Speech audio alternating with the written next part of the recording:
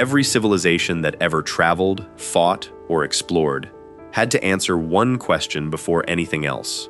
How do you keep food from rotting? The answer shaped entire wars, funded empires, and fed everyone from Roman legions marching across Europe to Apollo astronauts orbiting the moon. The methods people came up with range from brilliantly simple to genuinely strange. Some of these foods lasted months, others lasted decades. A few are still technically edible after more than 100 years. These are the survival foods that kept humanity alive when nothing else could. Hardtack is about as simple as food gets: flour, water, and sometimes a pinch of salt, mixed into a stiff dough and baked at low heat until every trace of moisture is gone. The result is a dense, pale cracker, so hard that soldiers in the American Civil War called it sheet iron and worm castles. That second nickname was earned. Hardtack was so dry and durable that weevils would bore into it and lay eggs inside, and after months in storage, the crackers would be crawling with larvae. Soldiers learned to eat them in the dark, so they would not have to see what they were chewing. The recipe goes back centuries before the Civil War. Roman legions carried a version called bucellatum, and British sailors lived on ship's biscuit for months crossing the Atlantic and Pacific Oceans. The reason hardtack works is simple. Bacteria and mold need moisture to grow. Remove the water and the food just sits there, unchanged almost indefinitely. Civil War hardtack specimens from the 1860s are still on display in museums across the United States today, more than 150 years later, looking almost exactly as they did when they were baked. Hardtack kept armies moving on flour and stubbornness. But indigenous peoples in North America developed something far more nutritious. Pemmican is a mixture of dried meat, usually bison or elk, pounded into a coarse powder and blended with hot rendered animal fat. Many recipes also folded in dried berries like Saskatoon berries or chokecherries for flavor and nutrients.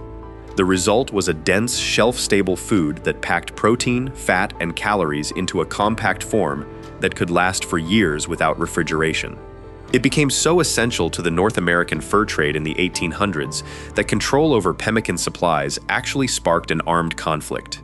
The Pemmican War broke out in 1814 between the Hudson's Bay Company and the Northwest Company over access to pemmican stores near Red River in what is now Manitoba.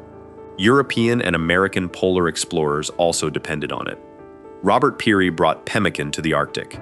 Ernest Shackleton packed it for his Antarctic expeditions. It was, in many ways, the original energy bar, centuries before anyone thought to wrap one in foil and sell it at a checkout counter. Pemmican combined dried meat with fat, but some cultures skipped the fat entirely and just dried the meat on its own. Beef jerky takes its name from the Quechua word charqui, meaning dried flesh. Indigenous peoples in the Andes were drying strips of llama and alpaca meat in the cold mountain air thousands of years ago. The process works because bacteria need water to survive and multiply. By slicing meat thin and drying it in sun, wind, or low heat, the moisture drops so low that microbial growth essentially stops. Spanish colonizers adopted the technique and spread it through the Americas. North American settlers dried venison, buffalo, and beef the same way. What started as a method of preserving meat without salt or smoke eventually became one of the most recognizable snack foods in the world. Walk into virtually any gas station or convenience store today, and you will find jerky on the shelf, seasoned in dozens of flavors, a long way from the wind-dried strips hanging in the Andes thousands of years ago.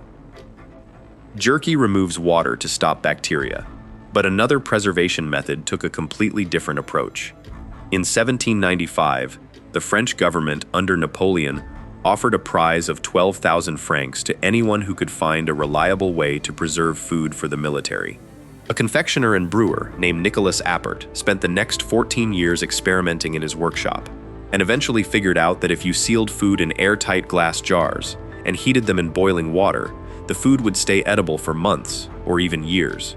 He won the prize in 1810. The remarkable part is that Appert had absolutely no idea why it worked. Louis Pasteur would not explain the role of microorganisms in food spoilage for another 50 years. Appert just knew it did. The process was soon adapted to tin-plated iron cans, and canned food became a military and naval staple almost overnight. But here is the detail that catches everyone off guard. The can was invented around 1810. The dedicated can opener was not patented until 1858. For nearly half a century, soldiers and sailors pried open cans with bayonets, pocket knives, chisels, and sometimes just smashed them against rocks.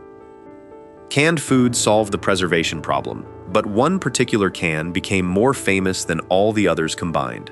Spam was introduced by Hormel Foods in 1937, a mixture of pork shoulder, ham, salt, water, sugar, and sodium nitrite, sealed in a distinctive rectangular tin.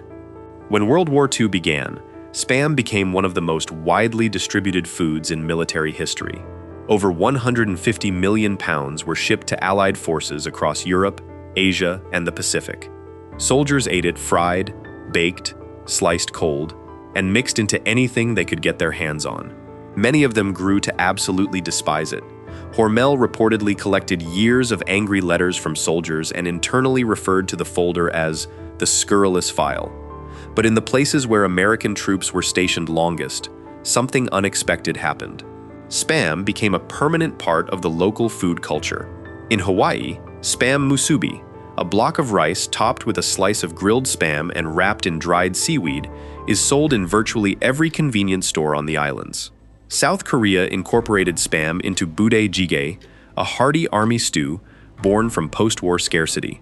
In the Philippines, it shows up at breakfast alongside garlic rice and fried eggs. Spam survived by sealing meat in a tin, but a completely different approach to preservation had already existed for centuries in the high Andes Mountains.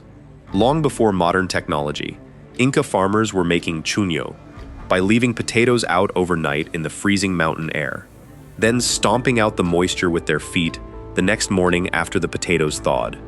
The cycle would repeat over several days until the potatoes were completely dry, lightweight, and shelf-stable for years. Modern freeze-drying works on the same core principle, just with far more precision. Food is flash-frozen, then placed inside a vacuum chamber where the pressure drops so low that the ice turns directly into vapor without ever passing through a liquid stage. This process, called sublimation, removes up to 98% of the water, while keeping the structure, nutrients, and flavor largely intact. NASA adopted freeze-dried food in the 1960s for the Gemini and Apollo space programs because it was light, compact, and could be rehydrated easily inside a spacecraft. Today, freeze-dried meals are standard gear for backpackers, emergency preparedness kits, and military field operations, with some manufacturers claiming shelf lives of 25 to 30 years when stored in sealed containers. Freeze-drying pushed preservation into the space age, but the modern military needed something that worked on the ground without a kitchen, a stove, or any time to spare. MREs, or meals ready to eat, replaced the older C rations in 1981 and became the standard individual combat ration for the United States military. Each MRE is a single sealed pouch containing a full entree, a side, a dessert, a powdered drink mix, crackers or bread, a spread, and an accessory packet with a spoon, salt, sugar, and sometimes a tiny bottle of hot sauce. The meals average around 1,250 calories each, and there are currently 24 different menus in rotation. Menu number 4, vegetarian chili with beans, and the classic chili macaroni consistently rank among the most popular with service members. But the most clever part of the entire package is the flameless ration heater. It is a small chemical pad that generates enough heat to warm the meal pouch in roughly 10 minutes when a small amount of water is poured onto it. The reaction between water, powdered iron, and magnesium produces steady heat with no fire, no stove, and no electricity required.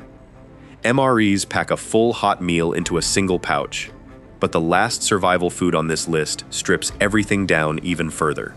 Emergency survival bars, like the ones manufactured by Daytrex or SOS Food Labs, are dense, coconut-flavored blocks designed for one very specific purpose: keeping a person alive when absolutely nothing else is available. They are Coast Guard approved and stocked inside lifeboats, life rafts, and disaster relief kits around the world. Each vacuum-sealed packet contains around 2,400 to 3,600 calories. scored into individual bars that can be broken off and rationed one at a time. But the most important design feature is one most people would never think about. These bars are specifically formulated to not provoke thirst. In a lifeboat surrounded by ocean salt water, with no fresh water to spare, making someone need to drink more could be fatal. So the bars are made with minimal salt and very little protein, relying instead on simple sugars and coconut fat for calorie density. They require no preparation, no water, and no cooking. They carry a rated shelf life of 5 years without any refrigeration. Nothing about the packaging looks remotely appetizing, but in the situations these bars are designed for, appetite is not the point. Staying alive is.